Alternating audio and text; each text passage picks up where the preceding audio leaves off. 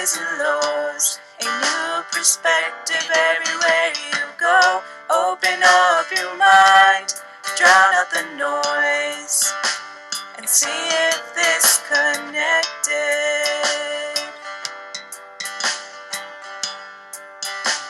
And see if this connected.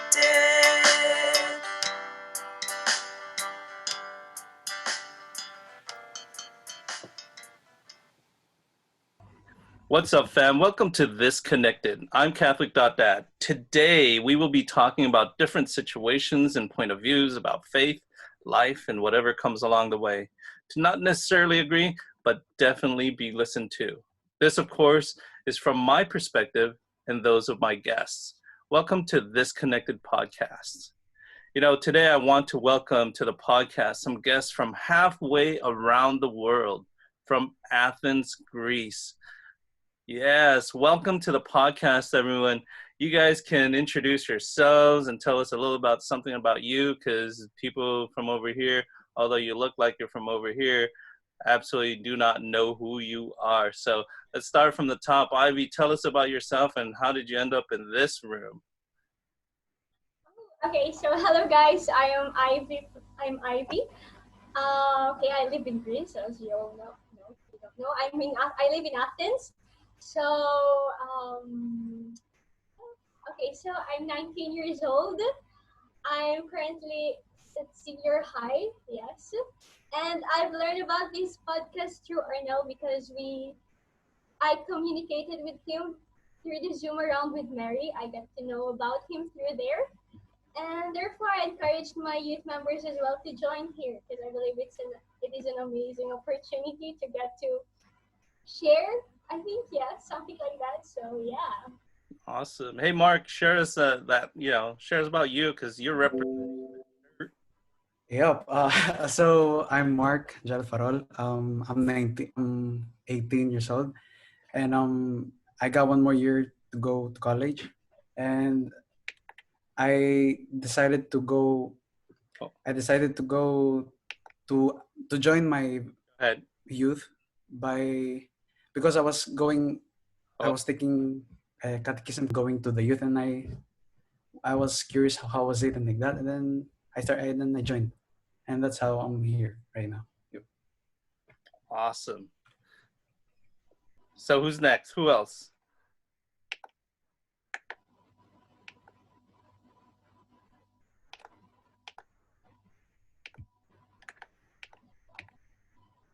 Hi guys.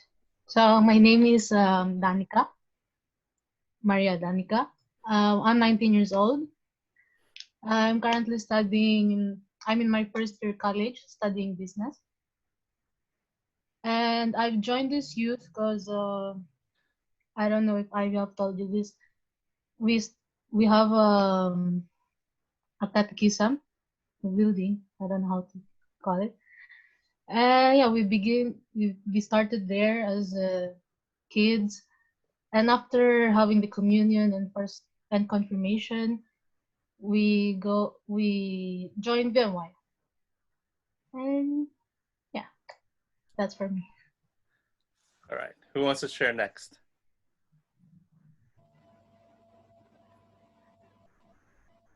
Hi, my name is Anthony. I'm 18 years old and I'm in my last year of high school. Currently, so anxious for college, but yeah. So, I'm born and raised in Athens, Greece. I'm 100% Filipino, as you can see. And and what else? Yeah, you can see it here in the nose. It's all in the nose. I'm Filipino. Yeah. So yeah, I've been in VMY for 5 years or so. And yeah, I just want to share a little about VMY. VMY has been around for 10 years, going 11 years. And yeah, it's just a bunch of Filipino kids just sharing their faith with God and like growing as a community to, and we have Saint Vincent de Paul as our role model. And yeah, so that's me. You said it started like a long time ago, like probably even way early. It's like how did that start? Like like Filipinos just got together and said, "Hey, you know what? Got a bunch of kids. Let's put something together." Yeah, I think we have Ate Catherine over there. She's like the ate of the group. Ooh, Ate Catherine got thrown under the bus. She's like, we're all leaders, but like she's like the leader, you know? It's like She's Catherine is like, we're all leaders, but I say what we're going to do. yeah, she's Catholic.mom. Oh man, Yeah. you didn't Yeah. throw under the bus. He threw the bus on you. So share with us, Catherine. I think it'd be better for like Catholic.aunt. But okay. All right. So my name is Catherine. I'm probably the oldest in this group right now. I'm 22. I'm in my senior year of college and university. So, like the majority of us, we were born and raised here, with some exceptions. So we obviously speak Greek. We also speak English, and then we also speak Tagalog from our households. And thankfully, the Greek system offers German or French in somewhere in between your school years. So we also have a little knowledge of that. Um, so regarding our youth, basically, the Filipino diaspora is very big. So there are a lot of Filipino communities worldwide, and Filipinos are known to be Catholic. So Greece is a Christian country, but it's mostly Orthodox. So there's a very small percentage of Catholics in Greece. But this started way before I was even born, like the 1990s. So our parents would gather around with their peers, and next thing you know, we have nuns and priests sent here, Filipino nuns and priests sent here from the Philippines to continue the mission and provide a way for the Filipinos here to practice their faith. And so gradually it started growing and growing. Catechism was built. Um, we all been through the catechism, and the youth group started 11 years ago, almost, when I finished my confirmation. So I had the chance to become one of the first members. But what's very surprising is like time passes by so fast. The other members I've had are now parents. Some of them have left for different countries. They have their own families. So I feel like, like the mission comes and goes. Like I will fulfill mine, then I have to hand it over to you. That's how it feels like. So I feel like the youth right now, we're being tested regarding our faith, if we can, still continue the mission during this time, because we have this virus going on, and we also had a little mishap. We actually lost the head of our community, the nun. She died right when the quarantine started. That was very upsetting, but we're not backing up. We're still standing strong, and we're still getting to know more people around the world. Even though we're locked in, we are worldwide. So that's just what I wanted to share. That's a beautiful story because, it's, as you said, it's missionary discipleship. You plant seeds, you water it, you allow people to have that encounter, you accompany them, and then you move on, just like your friends have moved on. They've had kids and they're probably planting seeds elsewhere because you've already raised these guys to be able to take on leadership. I do agree with you. If a lot of people don't move on, you have leaders who've been leaders for like 30 years, 20 years, and they never move on. And you wonder why that ministry never grows. Well, it's because they never moved on. I've seen ministries before. I'm sure that you see it where, they're still doing things from the 70s. Says, move on, let someone new take ownership, right? So you said, Catherine, you said something with regards to, which resonated with me, is that you speak Greek, you obviously speak English, and you speak Tagalog because you're Filipinos, and that in the United States is very rare for Filipinos, is they speak English, and they no longer speak Tagalog because they don't. I was raised by my mom, who said in Filipino, a person who does not know how to speak their own tongue is smellier than a a stinky fish. I think it's better said in Filipino, ang hindi marunong ng sariling wika, mas mabaho pa sa malansang isda, or something like that. But my mom taught me all these proverbs, and she said, if you don't know your own, when you know more than one language, you get to speak to twice as many people. And so I'm glad you guys are speaking like 2, 3, 4, 5 languages. But I'm glad you're keeping that, because my mom used to almost hit us if we didn't speak Tagalog in the house. And then she would force us to speak English outside of the house. It's actually also, the youth is also a good, it's a weird situation because we all obviously are Filipinos, but we also have different backgrounds, the way we were raised. Some of us are more fluent in Greek. Some of us are more fluent in Tagalog. So when we gather around and we all share, we usually translate for each other. Because like, at least that won't stop us from sharing. Like if you don't understand, if you can't express what you want in Tagalog, say it in Greek, and one of us will explain it in the way that the rest of the group understands. True bilingualism. And, I love to hear that, because that is exactly what we have with regards to Pastoral Juvenil with our Spanish community, is that there needs to be a translation, because language is important. Our faith and language is important. It's part and parcel of how we praise, how we worship. And so I'm glad that you guys are really doing that. Now, so most of you guys are going to college. Anthony's going to college. He's all excited, stepping out, going out there, living his real life. The best life ever, right, Anthony? So what college do you guys go to? I'm thinking of going to an American college, same as Ate Catherine over there. What's that mean? Yeah, An American? it's the American College of Greece. Oh. Yeah, we have a bunch of those here. Yeah, you have to explain that to our listeners who are mainly from America, who look like an American college. Okay, because Greece usually they put more higher importance on public education. So public schools here are free, public unis, public high school, everything is free. But sometimes, depending on what you want to achieve, the educational system is not really that helpful for every person's needs. So some of us have a better chance of maybe succeeding at a private school. And most private schools here are English ones, like the American College of Greece. We have a bunch of, we have the New York College. They're mostly, they're taught in English with English courses. Usually the professors are have a degree from the States or came from the States, and the diplomas are accredited across the world. So, because sometimes, because mostly about the language, personally, I excel more in the English language rather than I'd excel in Greek. But I don't have problem communicating, but if it were to be for academic, I'd prefer to have it in English. So that I think applies for a bunch of us, because we're all like third generation immigrants, so it's a little difficult to find whether you fit in or not.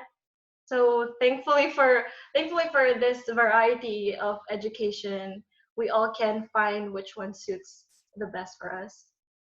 That is so cool. So someone else answer this. You guys obviously are Filipinos, and you obviously will have Filipino moms. And your Filipino moms, are they also the same with regards to over here? They're really pushy with regards to, ay nako, you have to get an education. So if you get an education, you're just gonna be like me. So make sure you study, right? Is that same thing? Who has that kind of mom? Who has that kind of mom? It's like, right? He'll probably also tell you, it's like, ay nako, Anthony, magaling babae, landi ka babae. Kasi maitim ka. Get married. You're too dark. Right? So typical Greek moms are the same thing as the Filipino American moms? I think in general, generally speaking, European people are more laid back. Like based on experience of having European friends, and like whenever they come over, they'd be like, oh my god, My mom's like, okay, you want to eat this? You want to eat? You want, they get like culture shock because their moms are like not, I can't say pushy, but like good pushy, Yeah. like good pushy. So yeah, it comes with its perks, I guess. Yeah. I used to have to tell my friends, and now I tell the youth, that if you come to my house and my wife offers you food, you better eat it or you'll never get it again. That is That's true. insult not to eat my food. So everyone who comes to the house, if my wife says eat, Gotta eat. Yeah. can't say, oh, I just ate. I didn't ask you if you just ate. I'm offering you food. Eat. So Nina, share with us, who's that guy next to you? Hi, Hi, he's my brother. I'm Magic Asinio. Okay, oh, hi. It's like she's claiming him as a brother. That's still a good thing. Tell us about what you guys do. Go. It's choppy, I don't understand. Yeah, you're sort of breaking up. Oh, am I? I think it's Yeah. just you guys. I think it's you guys. Yeah, Well, yes. All right. Well, let's move on to yeah, Maria. because we have a bad Wi-Fi. Oh, okay. Well, how about you, Maria? Share us with Maria. Yes. Tell us about you. Tell us about your perspective. Here's a question I have. What is your perspective? Because one of our young men asked me to ask you guys, what is your perspective on America and Americans? Well, to be honest, I haven't really thought about that, but my perspective always have been that America is rich. That's the most I can think of now. Wait till you see our church. Yeah. Let me share with you guys. We belong to a missionary church. It's literally a warehouse. 20 years ago, we used to worship in a barn. And so there are wealthy areas in the United States and there are very poor areas in the United States. There's a lot of disparity. But as my mom would always say, you always have the opportunities, so take it. So if you end up poor in your life, it's your fault. So that's what drives you, right, Anthony? I'm just gonna pick on Anthony. Yeah. That's true. So Mark, again, it's very something that our young people here in America always feels like, that people around the world really don't like Americans. While living in Athens, Greece, what do you feel like the people out there, their perspective of America and us Americans over here? I cannot really like I cannot like tell for everyone, but like for me or like my peer or like my group of friends, we would see Americans like they kind of have, it's like, yeah, the rich thing that they're richer than us and like that, and that they have, like us here, we have our culture, our culture here. I mean, the Filipino culture, we still have it. It's still strong inside our minds and hearts than in American, like in our kind of age, in our ages.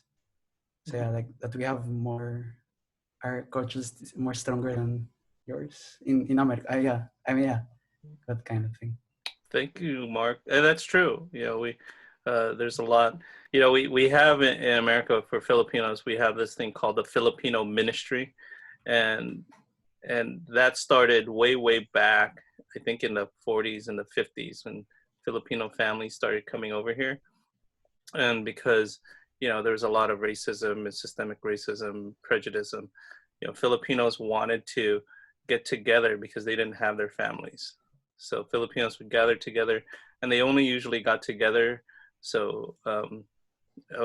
during the mass, And so they developed Filipino ministries, which centered on Simbang Gabi.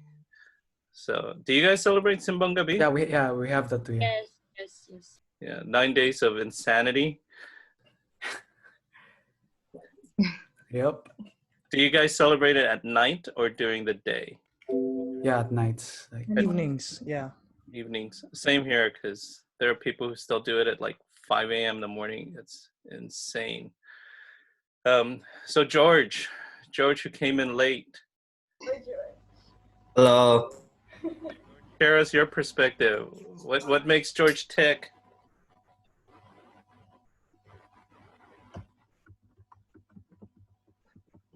George, you gotta speak because you can't chat. Excuse me, I didn't hear because I'm actually not in the current room nearby the Wi-Fi. So Okay.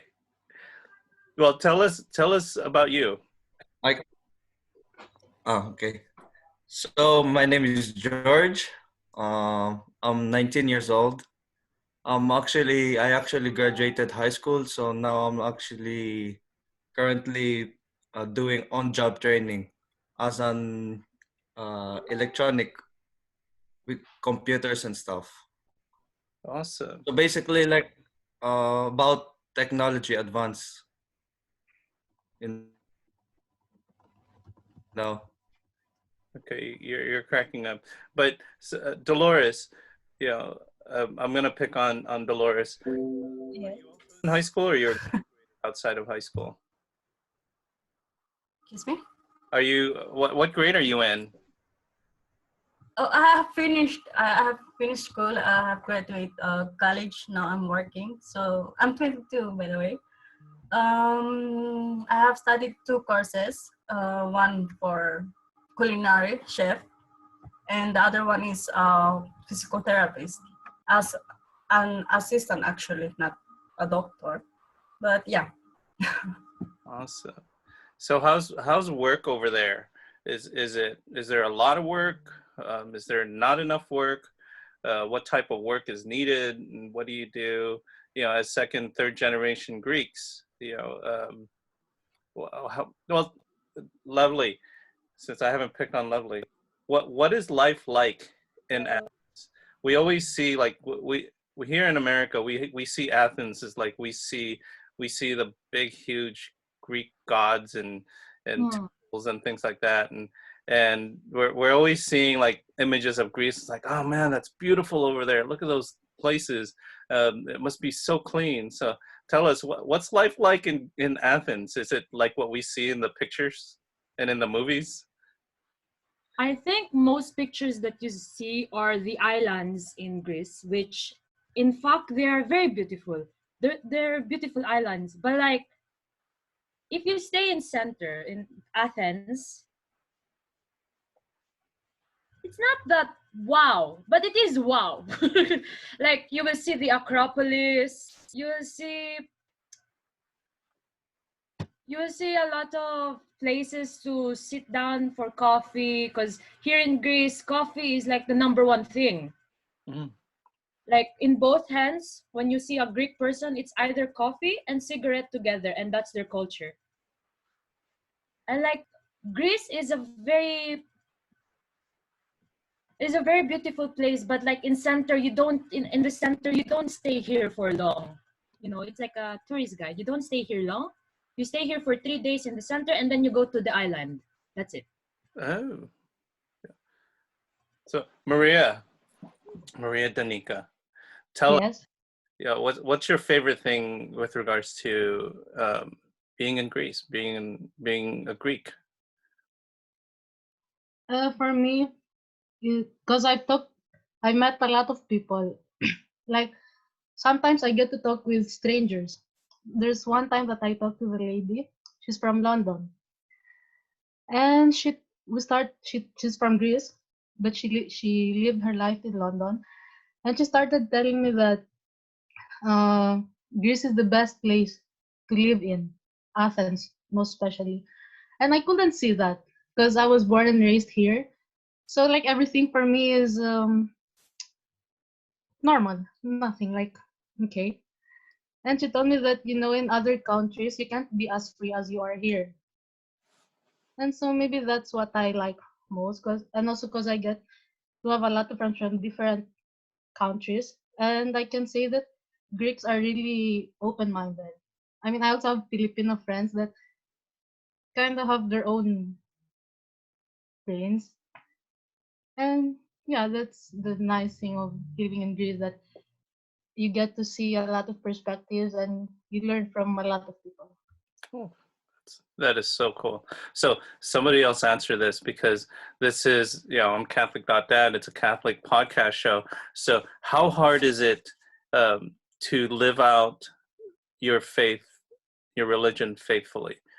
Is it hard for you to be faithful to your faith when everyone in the world is doing something that is not very Catholic? Or is that something as an issue where somebody in your faith group is going to mass and living this way, but in real life they're living a different way?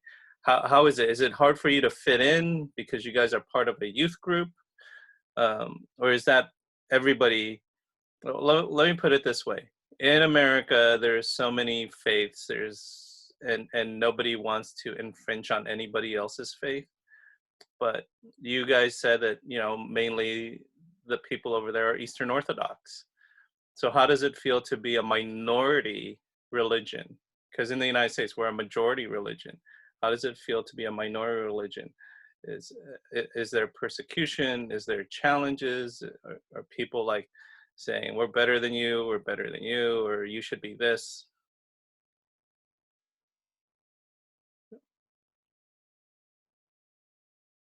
I think there are not much challenges in to live out our faith here, because wherever you look, like in every let's say in every street, there's like a church where anyone is welcome to go in.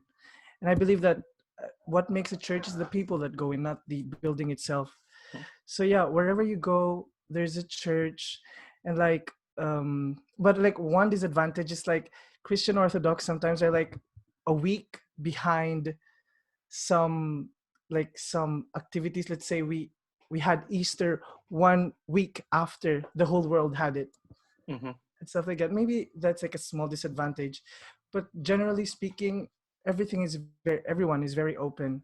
And we actually have like gatherings with other Greek Catholics every year. Like we go, let's say, on an island together and like live out our faith together, share our experiences as Catholics in different parts of Greece, not only in Athens. So yeah, generally it's really easy, and I think it's a really nice place to live out as a Catholic person. Thank you, Anthony. Catherine, since you're the tita of the room, so and living a little bit longer than everybody else, have you experienced any racism or some of that in Greece from Greeks or from other cultures, being Filipino? And how is that? And has anybody ever felt that? Has anybody ever experienced that? Yeah, multiple times actually, but nothing big, tremendous. It's just really like silly or dumb that I was able, at least thankfully for my situation, I was able to let it slide. But I remember vividly, I once went to an island, Syros. It's one of the Catholic islands in Greece, because Greece has a few Catholic islands that are. So let's say if you find Catholic people, they mostly probably came from those specified islands. And we were there on the beach with some of the older youth group members back then, and we got called Chinese. They were like, "Oh, Chinese people in the house," and we were all tan. We were all not really fitting the Chinese description. And it was just like, oh, here we go again. That was just like in my head, in the back of my head, like, oh, and what's new? But uh, regarding the way I exercise my faith, here mostly the Orthodox people, the devout ones, are gonna be the grandmothers and the grandfathers. It's very rare to find youngsters Orthodox going to church. You'd only find little kids who are brought by their parents, but I personally haven't seen anyone step into church unless, it's because sometimes the school usually brings the kids to church once a year. But apart from that, it's really hard to find Greek Orthodox youths that are devout. So what's weird is when we as a Catholics, we hang out with our Greek friends and we describe them, oh, I have a youth group every Sunday. They have a little, what's that? Why do you go there? What do you mean? That's the only thing that's like, oh my God, should I not be talking about this? Like, am I allowed to share this with you? Are you gonna judge me? So like, I have always a little caution when sharing about that part of my life. I'm a little cautious about that. Who else wants to share any time that they've been outed or have experienced racism in Greece? I got it. I have something like since the coronavirus like started from China, like whatever, like if I go out with my friends or something and we have masks and like safety precautions and like that, they tend to like go away from us, like cough for them to have fun, like your guys from China, Wuhan, like that, and you guys should go away from us and like that. So yeah, that's what I like experience, like almost in a daily basis, like people judging from the virus because I'm Asian, and yeah, that. So do you see that a lot, that it's kind of people automatically identify all Asians as Chinese? Yeah. Yes. Yeah, that's how I grew up. I was in the United States when we came. We were Orientals, and then we became Asians, and then we became, because we were Filipinos, we became Pacific Islanders. My favorite classification, by the way. I love being a Pacific Islander.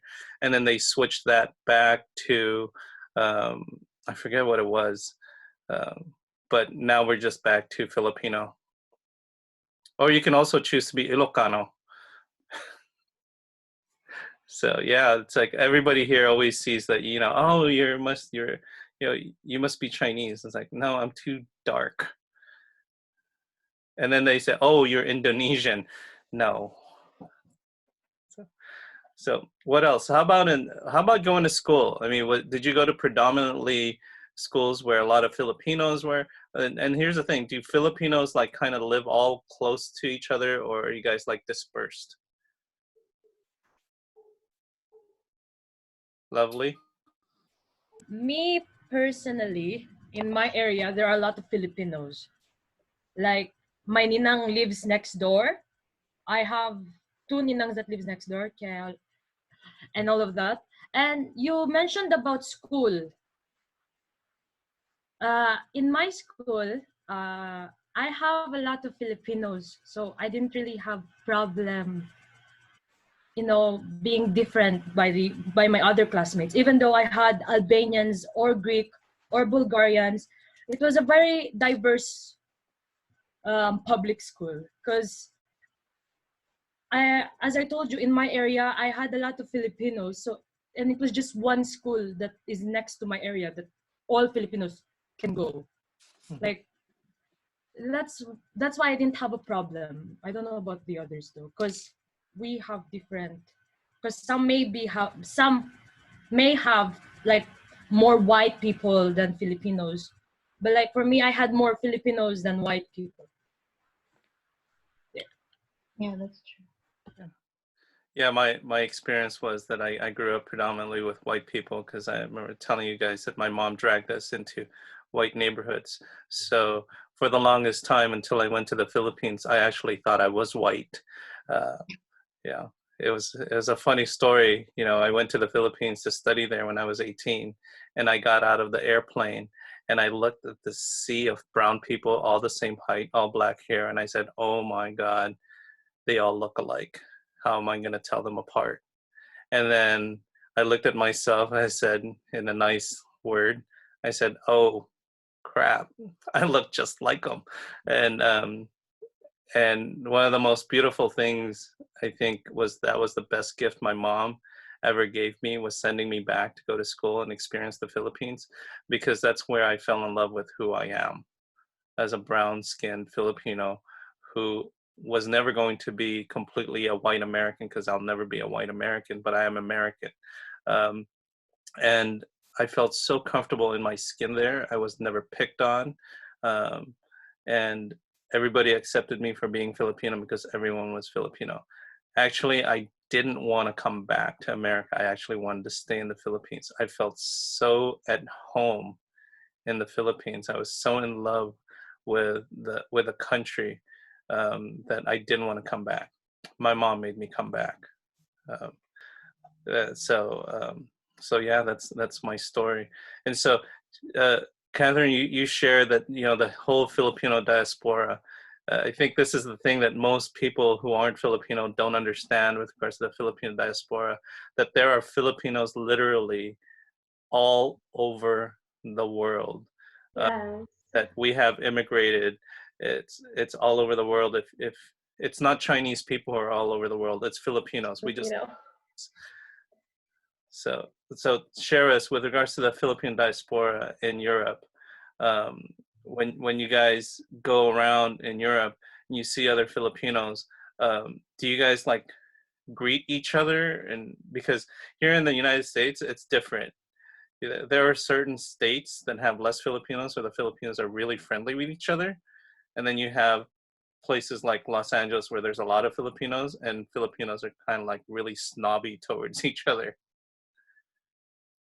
So are there class distinctions with Filipinos? Oh, you're from Greece. Oh, we're from Italy. Oh, taga London kami. Yes. Is that? I think it has to do with the economy of each country. Like they all trying to outflex each other. Because I had this experience where, so there's a Jollibee in Milan. So I was able to visit Jollibee with Ivy this Christmas in Milan, and I was so happy. I was like, oh my God, Filipinos everywhere. They had Filipino waiters. The way they were serving was very like the Philippine style. And so I was like, oh my God, this feels like home. Up until the moment you actually look closer, everyone is just trying to look like on a higher level than each other. Like if they have their phones, their goods, they trying to like show it off, or they try to flex their English accent, or they speak the language from where they come from. And I was just like, but we're in the back of my head, I'm like, but we're all just one. Why do we have to be doing this? Even inside a Jollibee, which I think is the most Filipino thing ever. But there are also obviously certain different occasions. Like I got lost one time in Belgium, and a Filipino tita who was probably working there was the one who helped me find my way back home. So, I mean, there can be exceptions. We as a people definitely are very helpful when we are in need, but when we are not in need, we definitely misbehave differently. I have to share with you guys that young people like you guys, the first, the second, the third generation of Filipinos who are living in different countries, you guys are the ones who are making the change. As you know, in the Philippines, when you're from this province, or you're from that province, or you're from this section of the country, people treat each other differently. But when people like us, I mean, I'm a little older than you guys, but we don't take that to our adopted countries, because you guys are all just Greeks. We are all just Americans. And we really didn't know that there was prejudices in the Philippines from different provinces. So again, as I have to say, is it's up to you to make that change. It's up to you to make that difference. And it's really up to you to do that correcting of all your elders and say, we can't do that. They're not that bad. And so that we don't continue to project that attitude. But the wonderful thing about Greeks that I've read, which also matches with regards to Filipinos, is the hospitality. How is that? Do you guys get a double dose of hospitality? Right? So what's your favorite things about Greece? The food. The food. Baklava? Is that Greek? I mean, it's Greek, but like Turkish people claim it, or so. I don't know. Yeah. Yeah. What else is so the food is really good. And the pretty people. All right, Anthony, it's a Catholic show. Catholic. Okay, sorry. Wrong podcast. What else aside from the pretty food and the Gyros, have you heard of that? kairos? Yeah. I mean, they say it's souvlaki in Greek, but I don't know. They pronounce it as gyros, which is not like that. Gyros, yeah. Yeah, we actually joke those people because usually those who have an accent tend to read it as gyros, but it's not gyros, it's gyros. So yeah. All right, so I've been corrected. We do have a place over there in the next city. We call it Sorry. Gyros. gyros, gyros. So, okay, so I'm just gonna say it's souvlaki. Yeah. Yeah, that's the Greek way. And you sound cooler that way. Yeah. Let's say, yeah, I learned that from Anthony. Oh, yeah. All right. So, do you guys want to have a message or anything to our listeners here in America, a message from Greece that you want to share with them, of something that connects us? Oh, we never talked about Zoom around the world. And there was one we were cracking up because you guys had to come and join us Zoom around the world the first time. It was like 6 a.m. in the morning over there.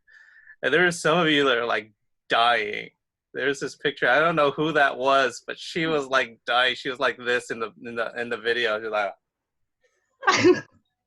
who was that? Was that you, Catherine? I hope not. Dolores, was that you? You were like dying. I'll send you a picture. It was hilarious. Everyone was like, "Oh my gosh, I'm so sorry." It's like, it was so early. But that was the reason why we moved the second one to a Saturday. So we're switching off so that we would be dying. Uh, so at the end of every podcast, this is a surprise for you, but we always ask this to our guests. And so if you want it, you could answer this if you want to, but someone who's comfortable with answering, some of you guys are answering, I always tell my students, I always tell my confirmands and people in our youth group that our entire goal in life is to get to heaven, right? That's our entire goal. You only have two options. You either go to heaven or you go to that other place that we won't talk about called hell. Right? So there's only two options for us. So in order to get to that place of heaven, you have to become a what? A good person. And that good person is called a what? A saint. So you have to become a saint. So there's going to be a Saint Lovely Anne Carabides one day.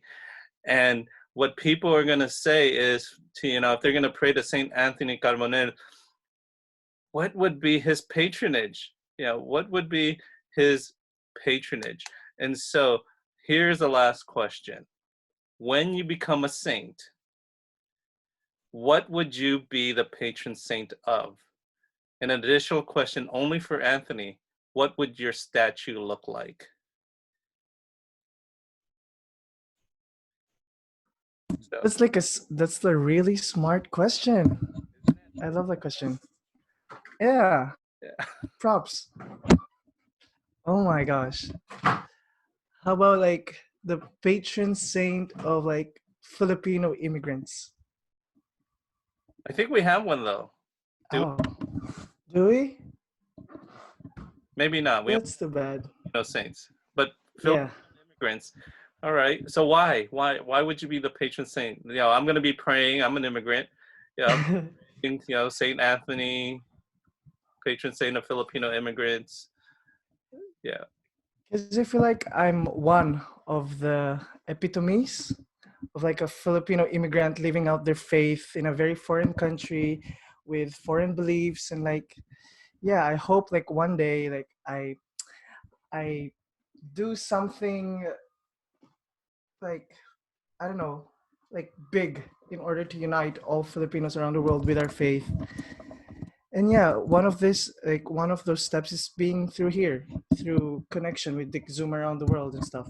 Awesome. So what would your statue look like? Like, I don't know, like my butt out or something. I don't know. I got it. I got it. You're gonna be that statue. You're gonna be in the corner of the church. Yeah, It's gonna be yeah. pushing 2 balikbayan boxes. Oh, exactly. Oh God, yeah. Not suitcases, because those are the Italian Filipinos, wearing. No, no, no, no, No, no, no. no, no, no.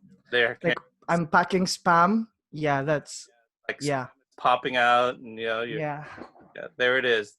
And like soaps and lotions. Yeah, definitely. So you got to draw that, and so I can post it. Maybe we'll make that as our thumbnail for this.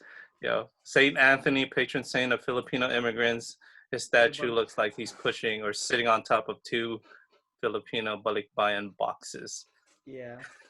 with a bunch of salubongs, Exactly. and it's all overweight too. That's true. Yeah. So who else? Who has an idea what their patrons? What would they be the patron saint of?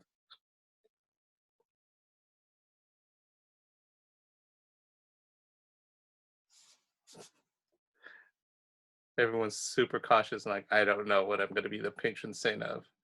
Mark's over there going, I don't know. I'm not that saintly. It's like Ivy's like, I hope he doesn't call on me. And Catherine's like, I'm going to be the patron saint of youth ministry titas.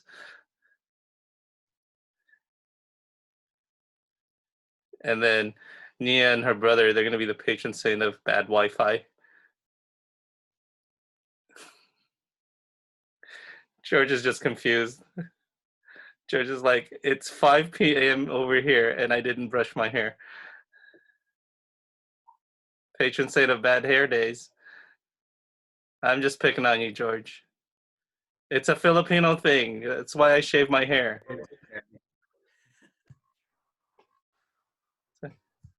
So who else? Mark is a patron saint of wearing t-shirts, repping, but never speaks. No, I'd be like Mission Impossible, like the Filipino Tom Cruise, and I don't know. He's the lyrics. Filipino. Insane. Anybody else want to give it a try? Yeah. Ivy, would you be the patron saint of? Okay, so yeah, I've never thought about it. Like, wow. Have a Okay, so I think thing. It's called goal setting. well, it's hard. All right, so that's homework for the rest of you. That probably at the end of Zoom around the world with Mary, we're probably going to ask that. What would you be the patron saint of? Because I think it's really important of what your charism is, how people perceive you, how people see you, is what you're going to be living your life as a saint. Because right here in this word, we are already living, or supposed to be living as a saint. We're supposed to be what we call kingdom living. So if we're not living a saintly life, then we'll definitely not get to the next level up and be actual saints with a capital S. So we have our patron saint with us today, Saint Anthony Carbonell, patron saint of Filipino immigrants with at least 2 overweight Filipino boxes with spam and lotions and towels. Don't forget the towels. So, oh, and there's Catherine's mom. That's so cute. We gotta have the moms come into the podcast. Yeah. Yeah. It's always cute because the moms are always coming into the room saying, ano ba yan? Anong ginagawa nyo? Right? Am I right? It's Mother's Day, by the way. Happy Mother's Day! Thank you. There's the Mother's Day greetings. Thank you. Dapat lang. Right? So do you guys have anything else to add? So you're pointing at Dolores, I don't know, or you're pointing at your mom. It's probably saying, Anthony, anong ginagawa mo? She just came in, but you guys didn't catch her. I pulled her away very fast. Yeah, this is like the typical young person's life in Greece and America and the real world, all over the world. Their moms are always peeking in. Like their dads never find, they never look. But the moms are always like, why is the door closed? Right? Why are you close the door? What are you doing? Right? So that's so true. So I'm going to close this off and we could talk about this so much more. That's all we have in this episode. I think we're on episode 40 or 41. I don't know anymore. Please don't forget to rate and subscribe to This Connected on Spotify, Apple Podcasts, or any other podcast platform. Email us your comments and questions to Catholic.dad50@gmail.com or follow us and send us a DM on our Instagram @Catholic.dad. You can also support this podcast by making an online donation to stmarys.weshareonline.org. Please note on the comment that your donation is to support the youth. Just make a note that it's for This Connected. Also, remember, live a life of holiness. We'll be praying for you. Please pray for us. And most importantly, be blessed and be third. So let's hear that. Say, be third. 1, 2, 3. Be third. Different points of view and highs and lows. A new perspective everywhere you go. Open up your mind, drown out the noise, and see if this connected.